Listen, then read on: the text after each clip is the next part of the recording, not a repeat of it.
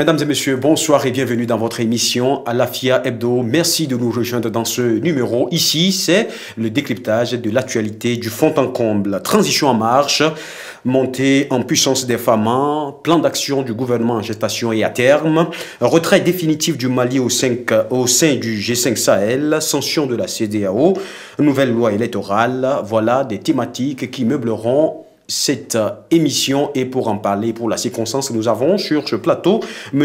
Bruno Segbidi. Il est le directeur de publication Mali Horizon. Merci de nous rejoindre. Merci, c'est un plaisir. Très bien. Alors, M.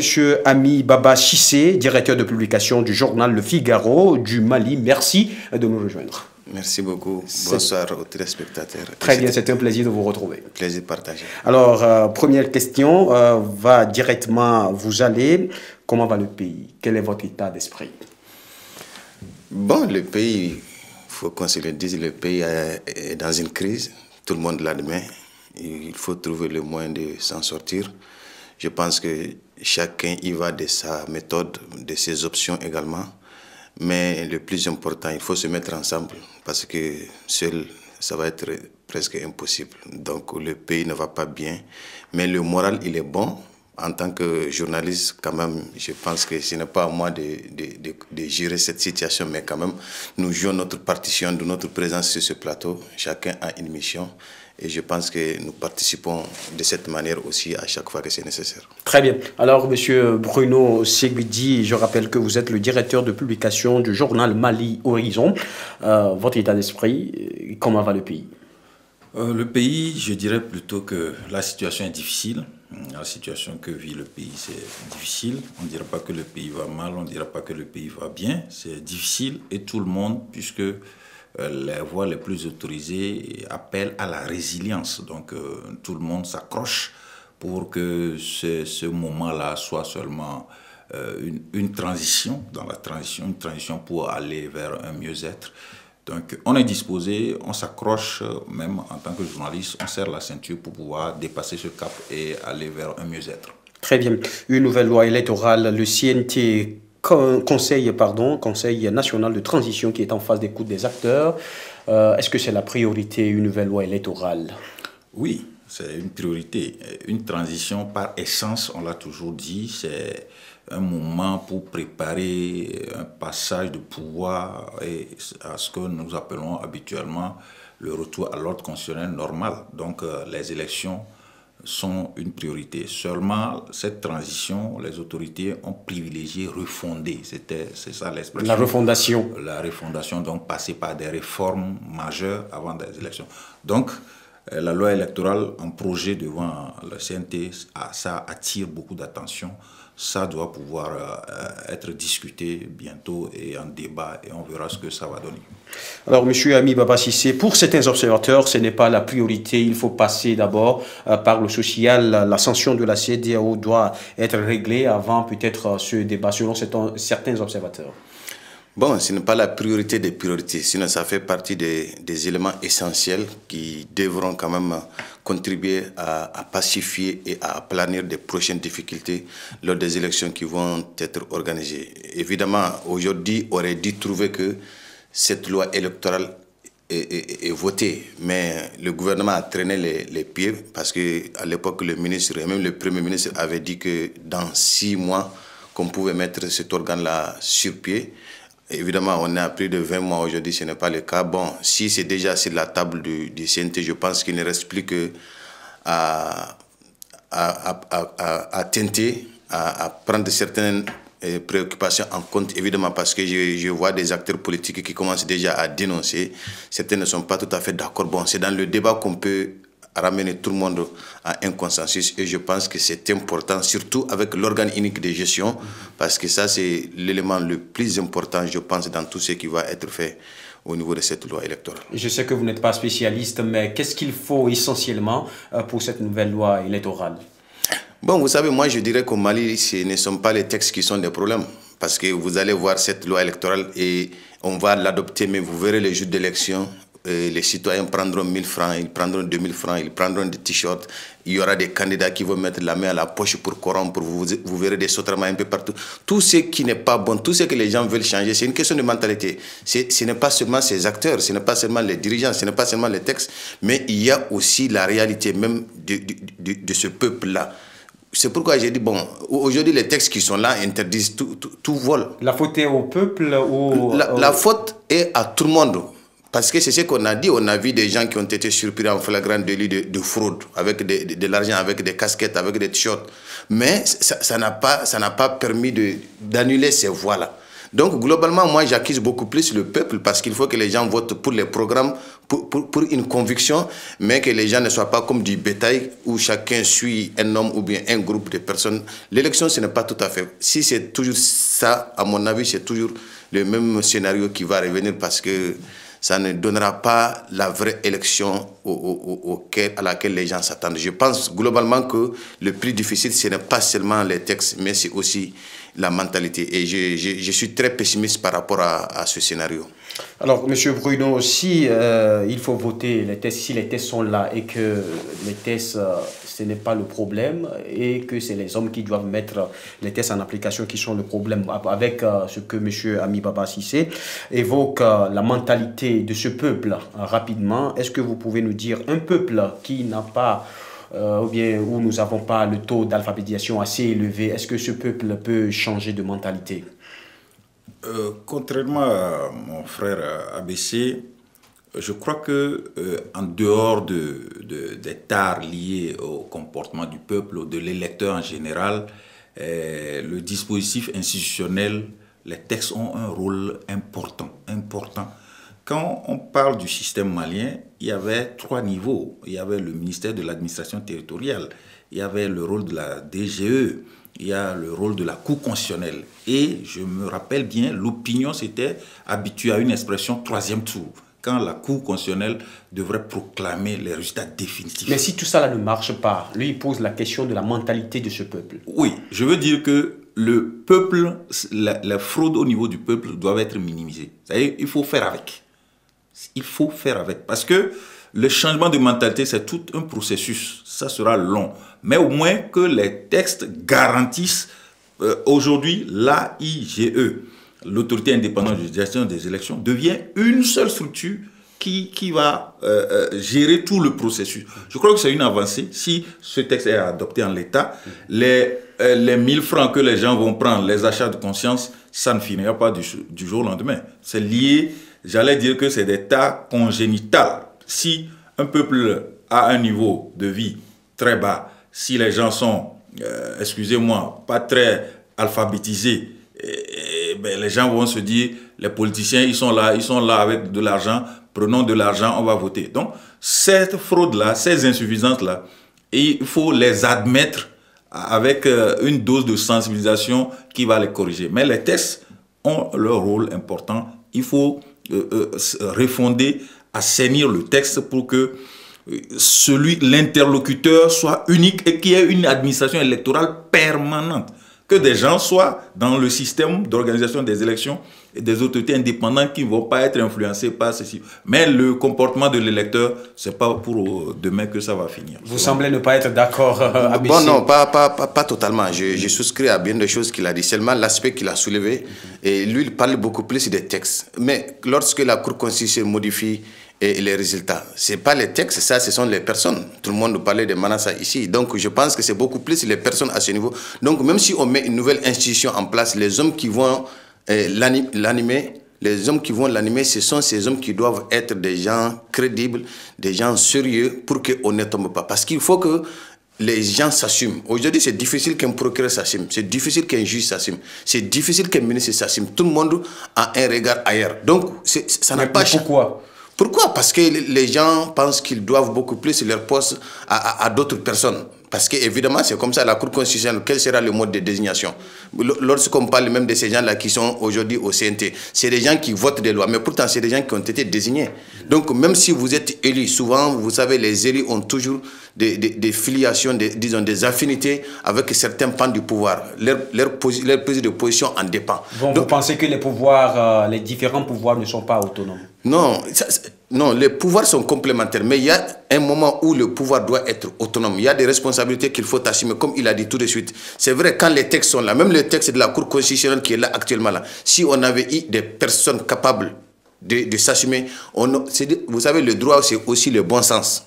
Le bon sens, c'est que souvent, même quand tu dois dire le droit, il faut savoir comment le dire pour éviter des frustrations. Mais la Cour constitutionnelle a validé des élections qui, elle-même le sait, n'étaient pas du tout bien organisées. Donc, elle a dit jouer à un troisième tour, comme il l'a dit. Ça, c'est la personne qui l'a fait. Mais ce n'est pas les institutions, parce que les textes ne le disent pas. Donc, je crois que même si on change le texte, comme il l'a dit, les citoyens ne peuvent pas changer. C'est encore plus grave. Parce que les citoyens qui sont à la base, c'est eux qui vont prendre l'argent avec les candidats, c'est eux qui sont financés et on les demande de mobiliser. Ça, ce sont des méthodes qui ne doivent pas être dans l'organisation des élections. D'où il faut savoir d'où chaque candidat sort son argent. Parce que quand on le fera, ça aussi... Bon, c'est vrai, c'est une démocratie avancée, mais je ne dis pas tout de suite que c'est possible. C'est pourquoi je dis qu'on modifie les textes ou pas. Moi, je ne verrai pas trop l'impact. C'est pourquoi le gouvernement même dit cette loi électorale permet de minimiser. Voilà. Mais minimiser, ça dépend. Parce que alors, c'est pas le test le problème, mais c'est l'intégrité des hommes qui sont en charge de l'application de ces tests. Oui, je ne bats pas d'un revers de main l'aspect peuple, le rôle de l'électeur, mais je me dis, quand on prend la Cour constitutionnelle dans son format actuel, il y a le président de la République qui désignait 3 personnes. Il y a le président de l'Assemblée qui désignait 3 personnes. Ces gens-là, humainement, se sentent plus ou moins redevables de ces personnalités. Mais aujourd'hui, la structure telle qu'elle est ébauchée, par exemple, quand nous prenons l'autorité indépendante, Dieu merci, encore on a placé l'adjectif indépendante, c'est par appel d'offres qu'ils seront désignés. Ça leur donne, du moins textuellement, une marge de manœuvre, que ce n'est pas processus de sélection que j'ai été désigné ici. Et la loi garantit une certaine indépendance, autonomie financière, autorité administrative indépendante, au point que je me dis, par rapport à ce texte, s'il est adopté tel quel, ces gens-là ne se sentiront pas godillots. C'est-à-dire, quand j'agis mal, le président, c'est lui qui a fait que je suis bien servi ici. Ces gens ne devraient pas être dans cette mentalité, dans cette prédisposition. C'est pourquoi je dis, c'est bien, ce texte, il est un peu innovateur. Je cite un autre point, le plafonnement des dépenses de campagne. J'ai vu ça, c'est assez bien. Parce que, je me rappelle, des leaders sont montés au créneau ici pour dire que si nous ne faisons pas attention, Maître Tal pour ne pas dire son nom, des narcotrafiquants vont arriver à Koulba. Parce que d'où l'argent venait pour faire campagne, etc. Donc s'il y a un dispositif de plafonnement des campagnes, ça veut dire qu'il y aura des investigations. D'où tu as tiré ton argent, ça ne doit pas dépasser. C'est des innovations assez intéressantes. Plus la nécessité au peuple de changer de mentalité, je crois que ça pourrait faire quelque chose de mieux, un léger mieux par rapport à l'ancien système. Donc ce n'est pas le test qui cause le problème, hein, plutôt l'intégrité des personnes en charge de l'application de ces textes. Il y a un effort à faire par rapport à la mentalité, comme ABC l'a dit, à la mentalité générale de la population. Parce que tout le monde parle du Malikoura. Il faut qu'on se l'applique, il faut qu'on adopte de nouvelles attitudes d'intégrité, d'honnêteté. Donc, par rapport à, au moins, le texte a fixé le cap, a donné l'opportunité, l'appel d'offres, l'appel à candidature, c'est ça l'expression correcte, l'appel à candidature permettra, parce qu'il y a, je crois, un cahier de charge, le profil exigé pour appartenir à cette administration électorale-là, fera de telle sorte, selon moi, que les gens ne se sentiront pas trop redevables comme dans le système de la Cour constitutionnelle. Très bien, avec le favoritisme et le niveau de corruption qu'il y a avec cet appel à candidature, est-ce qu'on va s'en sortir? Est-ce que ce sera dans la neutralité entière? Bon, c'est ce que j'ai dit, difficile à dire. Hein. Lorsque vous êtes en charge de certaines fonctions, c'est difficile de parler à la place des autres. Comme je l'ai dit, il faut qu'on s'assume. Il faut seulement voir ailleurs.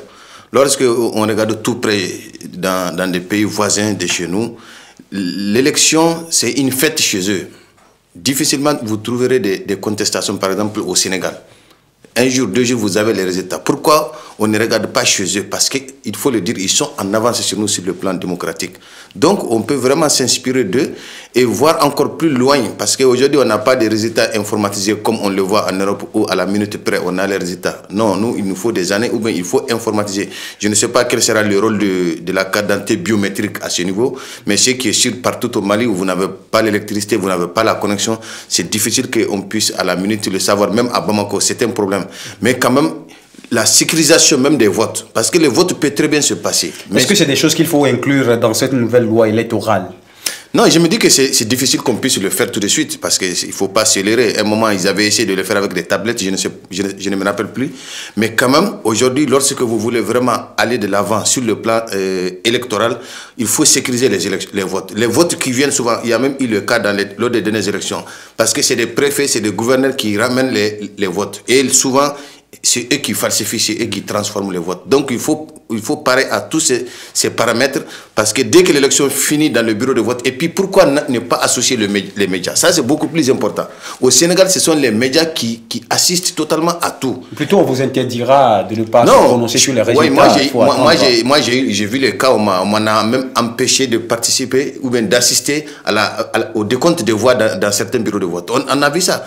Pourtant, les médias doivent jouer un rôle fondamental dans la proclamation. Les télés beaucoup plus, mais les radios aussi, peu importe, c'est des médias qui sont souvent étrangers. Il faut aussi qu'on se batte, que les journalistes se battent pour avoir cet accès, ce droit-là à couvrir du début jusqu'à la fin, jusqu'au dépouillement et les opérations de vote. Voilà, alors M. Bruno, est-ce qu'avec cette nouvelle loi électorale, la CENI, Commission indépendante, Commission électorale nationale indépendante, ça existera ou il faut surseoir ses activités en attendant? Non, quand j'ai parcouru le draft du texte, en phase de projet, c'est une administration électorale unique. C'est en cela même que c'est l'innovation majeure. Hein. Et puis c'est l'avancée. C'est devenu quasiment une norme internationale. Parce que les régimes passent, il faut qu'il y ait des gens qui ne fassent que les élections, qui n'aient que pour rôle technique, que ça devienne une science pour eux. Donc il n'y aura pas, dans le dispositif, il n'y a pas de CENI. Et les attributions de la CENI et les attributions de la DGE sont fondues à confier à cette AIGE, l'autorité indépendante de gestion des élections. Donc s'ils sont bien sélectionnés, s'ils sont intègres et qu'ils ne se sentent redevables de personne, il y aurait une forme, un soupçon d'équidistance vis-à-vis des pôles politiques. Comme ça, au moins on peut leur accorder une certaine neutralité, quand bien même on sait que la neutralité n'existe pas. Donc, avec les autres avancées, plafonnement, parrainage et autres là, je crois qu'on va faire un léger mieux. Et si, avec la sensibilisation de la campagne, l'éducation civique, les électeurs, les populations se disent que nous sommes en train de choisir les dirigeants de notre pays et que l'argent, l'achat de conscience et autres là ne doit pas peser, je crois que ça pourrait faire son effet. Très bien. Alors, M. Baba Cissé, est-ce qu'avec cette nouvelle loi électorale, le ministère de l'administration territoriale et de la décentralisation aura un rôle essentiel à jouer? Bon, oui, l'administration aura toujours un rôle à jouer parce que, comme il a dit, tout de suite, vous parlez des préfets, des gouverneurs et autres. Bien sûr, mais c'est des autorités qui sont là, mais qui ne seront plus celles qui vont décider. Parce qu'avant, c'était eux qui avaient toute l'organisation et un certain nombre de décisions. Mais maintenant, ce ne sera plus le cas. C'est vrai, on ne peut rien faire sans eux parce que ça se passe dans leur ressort. Ils auront toujours un mot à dire, mais ce ne sera pas eux qui vont décider. Donc, et puis l'autre aspect, surtout, comme Bruno l'a dit, avant c'était l'administration territoriale. On a vu les élections de 2013, c'est l'administration territoriale qui les a organisées. Et les gens même ont dit que c'était la plus grande participation de l'histoire malienne, où Ibeka a été élu à 77%. C'est vrai, c'était les militaires qui... Effectivement, il y a eu là aussi des coups de pouce, mais les Maliens ont vraiment voté en 2013 pour Ibeka. C'est pourquoi le monsieur qui l'a organisé, c'était un militaire. Les gens étaient étonnés comment il a fait. Il faut juste avoir la volonté et souvent se conformer au texte surtout. Même aujourd'hui, si on avait vraiment des personnes sérieuses on pouvait organiser les élections avec l'administration. C'est une question de personnes, comme je l'ai dit, mais c'est bien maintenant que l'administration territoriale, comme il a dit, la CENI et puis la DGE, le tout se retrouve aujourd'hui dans l'organe unique de gestion. Et les hommes qui vont l'animer, ce sont ces hommes qui auront tous les regards, parce que l'international nous regarde. Très bien. Voilà. Est-ce que les tests auront prévu des réclamations post-électorales? Parce que souvent en Afrique, nous voyons que juste après les élections, juste après les premiers résultats, il y a toujours des manifestations, des revendications. Est-ce qu'il faut déjà prévoir dans cette nouvelle loi électorale des dispositions qui pourront éviter à ce qu'il y ait des revendications après? Bien sûr qu'il y aura toujours des revendications. On a la justice qui est là. La justice aura toujours son mot à dire, sauf que ce n'est pas la Cour constitutionnelle qui va proclamer. Parce que quand la Cour constitutionnelle proclame, vous n'avez pas de recours. Vous ne pourrez plus faire de recours. Il y a l'administration qui proclame, vous n'êtes pas content, vous faites un recours. Mais ça ne sera pas le cas. Quand l'organe unique de gestion va proclamer, c'est une organe administrative indépendante. Donc la décision, si vous pensez que vous avez été volé, vous pouvez saisir la justice. Et cette décision que la justice va rendre là, c'est elle qui va être en dernier ressort validée. Alors, les élections, souvent post-électorales, il y a des revendications, mais ces revendications se traduisent surtout dans la rue à travers des manifestations. Est-ce que le texte doit déjà prévoir des dispositions pour prévoir ces genres de manifestations post-électorales? D'abord, il faut se dire que souvent, c'est quand on a confiance en les institutions de son pays qu'on a facilement recours à la justice. Ça, c'est un principe de base qu'il faut ancrer dans nos mœurs. Quand le citoyen doit avoir confiance en ces institutions. Donc, on va éviter d'aller dans la rue par des manifestations, ce qu'on appelle souvent des crises post-électorales. Donc, mais dans la nouvelle mouture du texte, il y a toujours une phase pour le contentieux électoral. Mais le contentieux, pas dans la rue. C'est-à-dire, il y a le système judiciaire, par exemple pour les élections communales, c'est toujours les tribunaux de droit commun, on saisit la cour, on saisit le tribunal, on va en appel, etc. Mais pour les élections consulaires et générales, et présidentielles, législatives, on va devant la Cour constitutionnelle dans l'ancien système. Mais aujourd'hui, je ne sais pas comment il y aura des amendements par rapport au texte pour qu'une juridiction spécialisée puisse avoir à recueillir les contestations et autres. Donc, autre que la Cour constitutionnelle? La Cour constitutionnelle, je ne sais pas, la Cour constitutionnelle a besoin, en tout cas dans son format actuel, a besoin d'être modelée. Parce que l'ancien format a été tellement contesté que je me demande aujourd'hui si la classe politique même a confiance en cette Cour constitutionnelle. Parce qu'il y aura certaines de ses prérogatives qui vont être inféodées à l'AIGE, au point que je crois que la réforme doit améliorer les modalités de saisine de cette Cour constitutionnelle, si ce système doit rester tel quel. Très bien. Voilà. Alors, mesdames et messieurs, nous sommes dans l'émission Alafia Hebdo. Vous suivez ce numéro consacré à la nouvelle loi électorale au Mali. Et tout de suite, nous allons évoquer Journée de l'Afrique célébrée le 25 mai dernier, l'Afrique et ses enjeux de développement. Alors, avant de quitter ce sujet, il y a Modèle Mali, mission d'observation des élections au Mali, Modèle Mali, que nous avons en tout cas appelé pour animer ensemble cette émission. Sa place devait être ici, mais ils sont en atelier. C'est pour ça qu'il n'est pas au milieu de nous. Il s'agit d'Ibrahim Sango. Alors, dans les jours à venir, nous le recevons peut-être dans l'invité de la semaine pour parler un peu de cette nouvelle loi électorale introduite au Conseil national de transition. Nous allons évoquer la deuxième thématique, c'est l'Afrique et ses enjeux de développement. Aujourd'hui de l'Afrique a été célébrée le 25 mai dernier et nous le savons tous, Bruno, l'Afrique et ses enjeux de développement, nous avons beaucoup de chemin encore à parcourir. Beaucoup de chemin à parcourir, effectivement. On s'interroge sur l'indépendance du continent depuis 1960 pour la plupart de nos États. Et quand on jette un regard rétrospectif dans le rétroviseur, on se pose des questions. Tout ça pour ça, presque 60 ans, et nous sommes à ces phases de tâtonnement au plan politique, institutionnel, social, les écoles, pas d'eau à quelques encablures de nos capitales. Je ne parle pas de Bamako seulement. Quelques encablures de nos capitales. Bon, ici, nous parlons de l'Afrique en général. Oui. Je prends quelques capitales. Les populations on se cherche. On ne sait pas encore.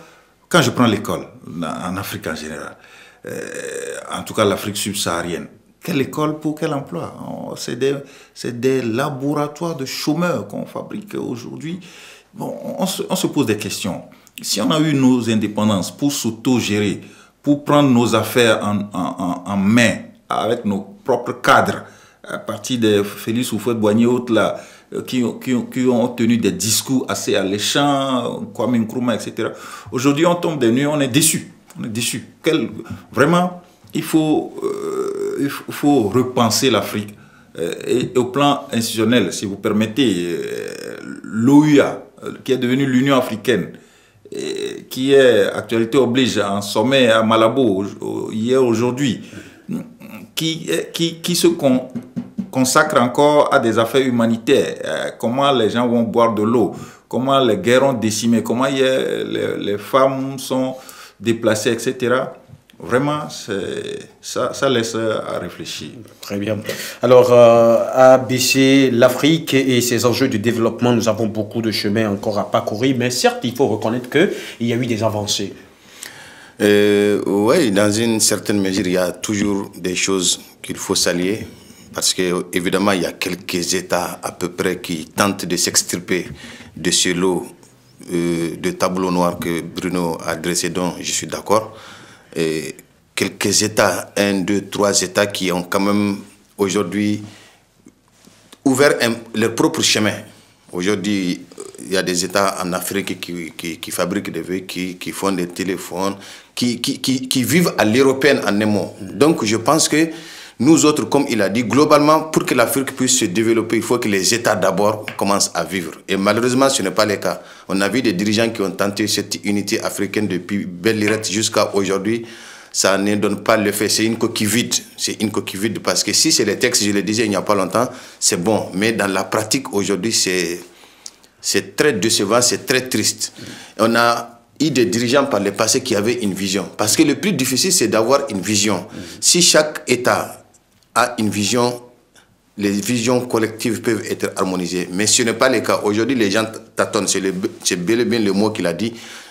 Vous allez trouver que moi, par exemple, ce que je dois faire demain, je ne sais même pas ça. C'est demain que je me lève et puis je réfléchis, je vais où. Alors que chez les Européens, mais chez les pays développés, durant toute l'année, les choses sont programmées.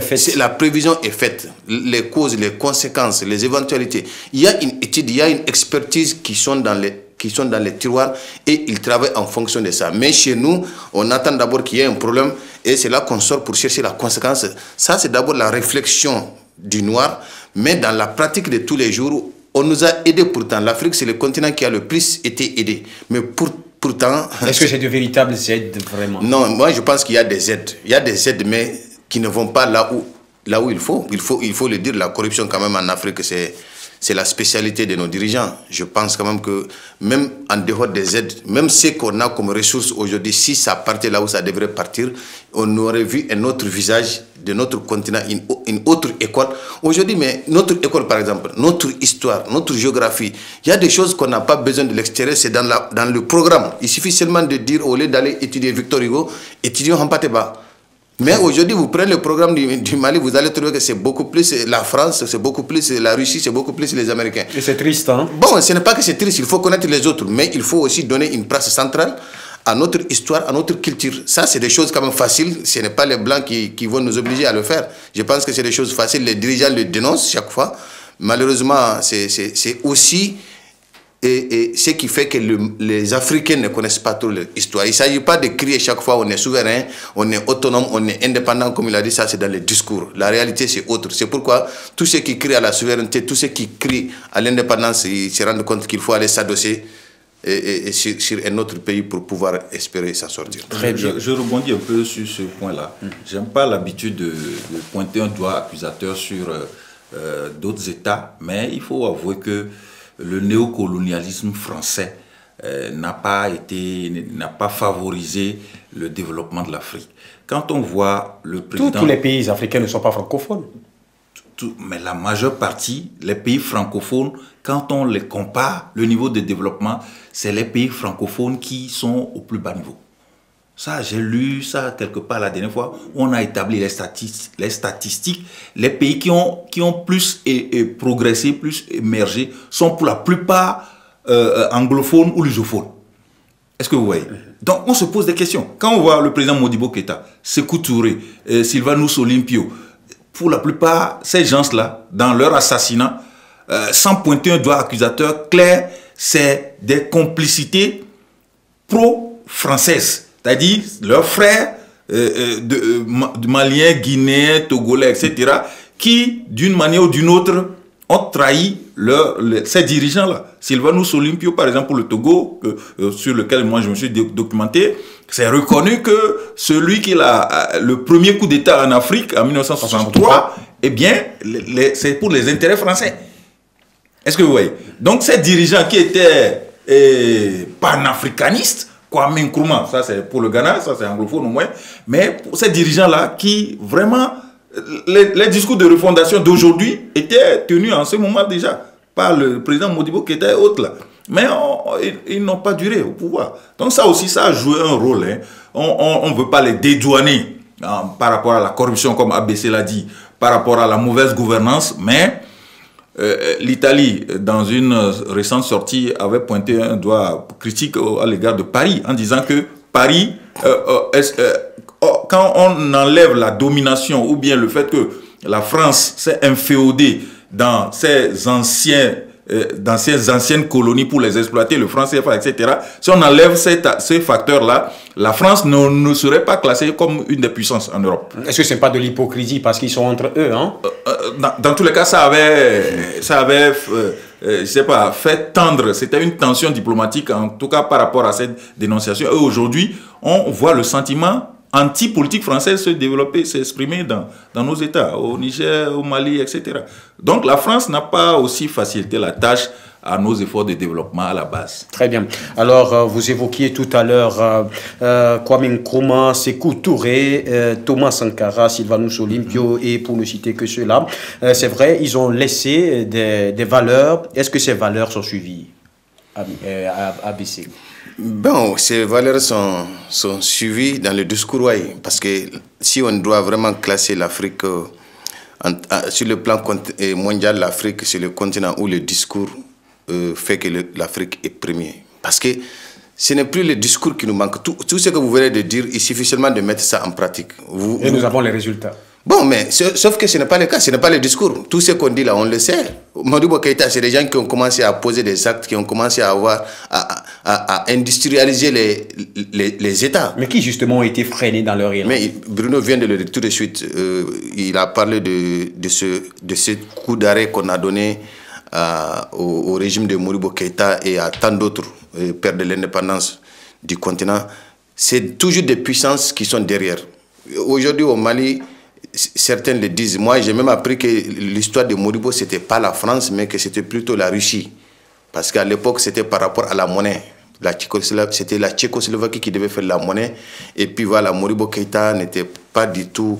Il ne voulait vraiment pas s'adosser trop à la Russie. Pourquoi il y a ces tensions-là jusqu'à demain entre la Russie et le Mali? Mais aujourd'hui, la Russie, c'est un autre plan. C'est un autre plan sur lequel on est en train de... Tout ça, là, ça montre qu'on n'est pas indépendant. La sécurité, la diplomatie, l'économie, chaque fois que tu as besoin de faire recours à quelqu'un, c'est que tu n'es pas indépendant. Par exemple, les Américains n'ont pas besoin de quelqu'un pour se défendre aujourd'hui. Mais pourtant, ils ont besoin d'autres États pour pouvoir se poser, pour pouvoir contrôler, pour pouvoir déployer d'autres moyens. Ça, oui, même si demain vous les empêchez, ils trouveront d'autres. Mais chez nous, on n'a même pas les arguments qu'il faut. On fait toujours appel à d'autres. Aujourd'hui, on tourne le dos à la France. On va avec la Russie. Si ça ne va pas avec la Russie, demain, on va voir la Chine. Ce n'est pas du tout l'indépendance. Comme je l'ai dit, même le Rwanda que les gens citent en exemple, le Rwanda, c'est les États-Unis. Donc, les gens ne peuvent pas dire que les Rwandais... Mais au moins, Quand on vous aide, il faut qu'on voit l'effet. Au Rwanda, on voit quand même que Paul Kagame, il fait des effets. C'est pourquoi il dit, vous avez demandé si l'aide était bonne. Effectivement, quand on vous aide chaque fois et qu'on ne voit pas l'effet, c'est que l'aide n'est pas allée là où ça doit être. Et les citoyens aussi ne jouent pas le rôle. Il n'y a aucun contrôle. Même aujourd'hui, on est au XXIe siècle, des dirigeants posent des actes, les citoyens ne sont pas au courant. Pourtant, ce n'est pas de la transparence. En plus de l'aide, il faut reconnaître aussi que nos pays n'ont pas travaillé. Nos peuples n'ont pas été des peuples Travailleurs. Très travailleurs. Quand je prends un exemple concret de l'Office du Niger, regardez des vastes zones risicoles où on peut, tout le monde, le discours politique le dit, le Mali peut nourrir la sous-région, peut nourrir l'Afrique. Mais quelle est la part qui a été exploitée? Est-ce que vous voyez? Donc il y a ces richesses-là qui n'ont pas été exploitées, ou par exemple, pour les richesses minières, finalement on fait appel aux sociétés minières qui viennent exploiter et qui rapatrient l'essentiel. Qui pillent. Donc, qui pillent. Donc le facteur travail, il faut qu'on se conscientise pour ce nouveau réveil, qu'on travaille. Le Singapour, Hong Kong, Malaisie et autres là, c'est des gens qui ont travaillé, qui ont imité la technologie venue de l'Occident et qui aujourd'hui sont des pays qui n'ont rien à envier à l'Occident. Très bien. Est-ce que l'indépendance, il valait la peine? L'indépendance, quoi qu'on dise, vaut la peine. C'est la gestion de cette indépendance-là. Je peux dire, quand on a conquis l'indépendance, il y a eu une forme d'euphorie en Afrique et dans la gestion du pouvoir, il n'y a pas eu le bon management au point que les gens se sont réglés des comptes. Je fais toujours recours au Togo, par exemple, je suis originaire du Togo, des gens qui étaient pro-français, n'ont pas voulu l'indépendance. Est-ce que vous voyez? Le peuple, dans sa majorité, voulait que la France plie bagage pour laisser le Togolais gérer ses propres affaires. Mais les gens, on les a appelés les progrès, ou bien les progressistes, ou bien les Juventus, s'étaient résignés. C'est comme on a eu l'indépendance, la mort dans l'âme.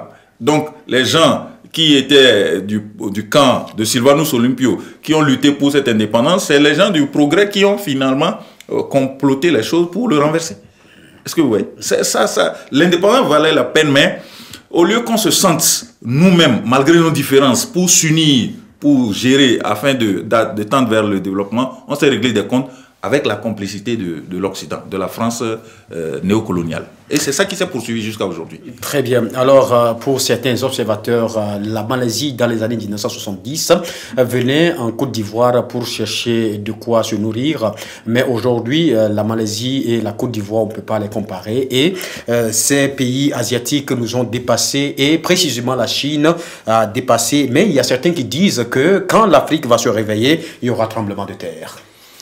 Bon, oui, c'est ce que j'ai dit dans le discours, oui. L'Afrique va se réveiller quand après 60 ans, donc l'Afrique dort encore. Vous savez, ceux qui sont devant vous sont ceux qui ont été avant vous. Ces gens, à un certain niveau, vous ne pouvez plus les rattraper. Au contraire, ils viennent aujourd'hui chercher nos richesses, comme il a dit, nos ressources, pour aller les exploiter et viennent encore nous les revendre. Sinon, c'est très facile. Au lieu d'aller payer le riz en Malaisie ou bien en Thaïlande, là, c'est facile, l'Office du Niger est là.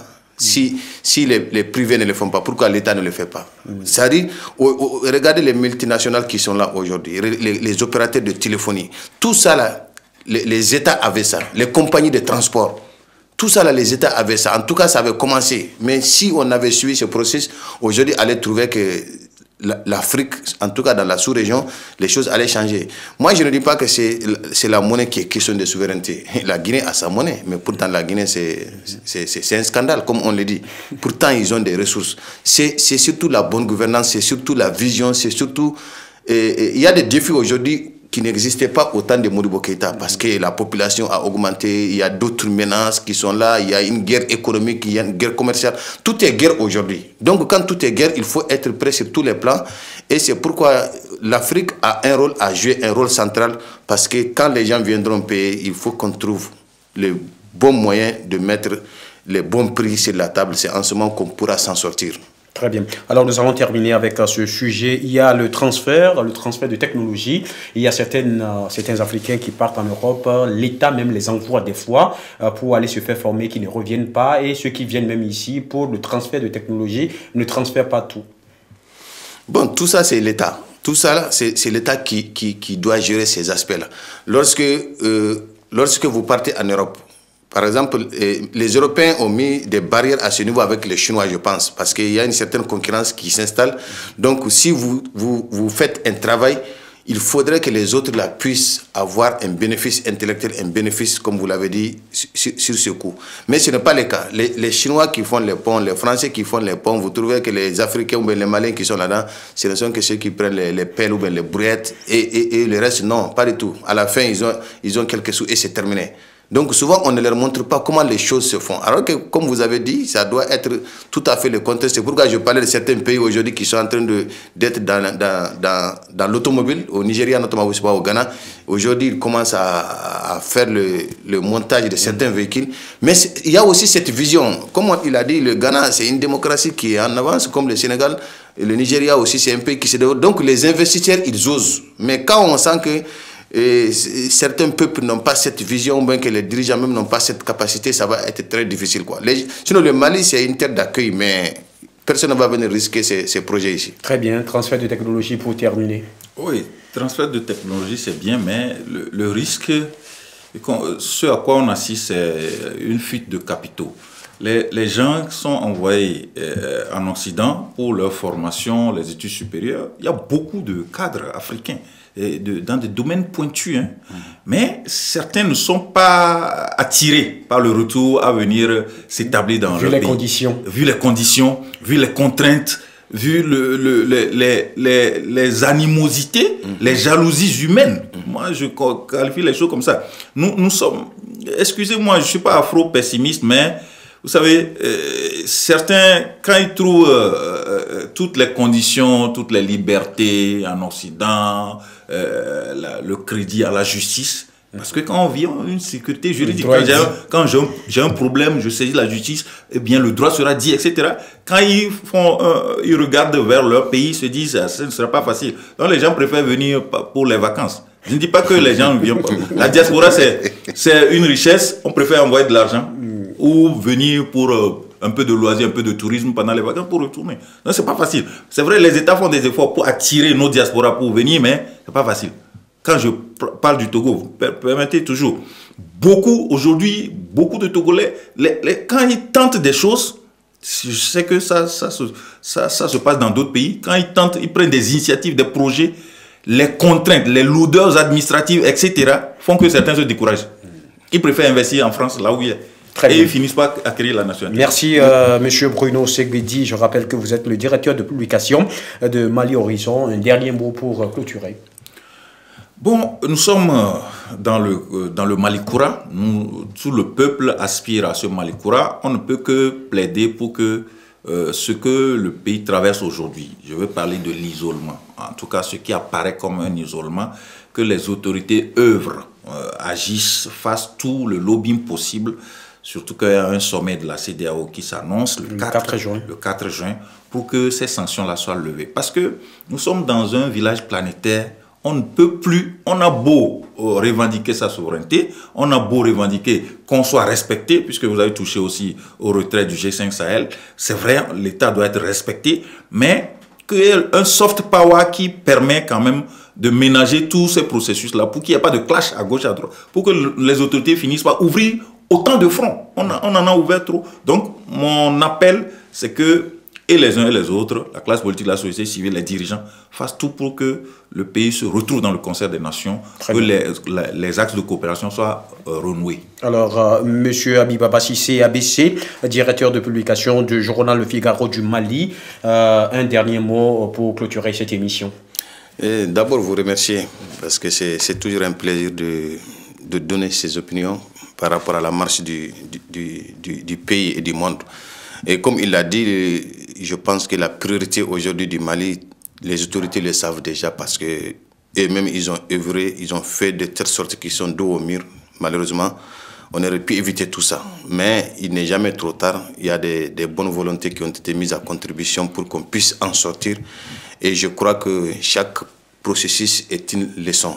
On ne va plus tomber dans ce circuit de propagande parce que ça a beaucoup joué, ça a beaucoup déstabilisé même les vraies missions du gouvernement.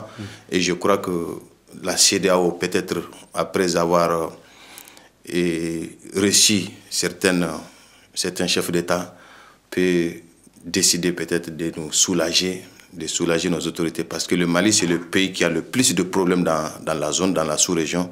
Et je crois qu'on ne va pas accélérer sans la levée des sanctions là. On ne pourra pas continuer loin. Très bien. Merci beaucoup. Merci, M. Bruno Segbedi, directeur de publication Mali Horizon. Merci, Ami Baba Sissé, directeur de publication du journal Le Figaro. Merci. Mesdames et messieurs, cette émission s'achève ainsi. Merci à vous de l'avoir suivi. Très bonne suite de nos programmes sur Alafia TV. À nous revoir et à très bientôt. Merci.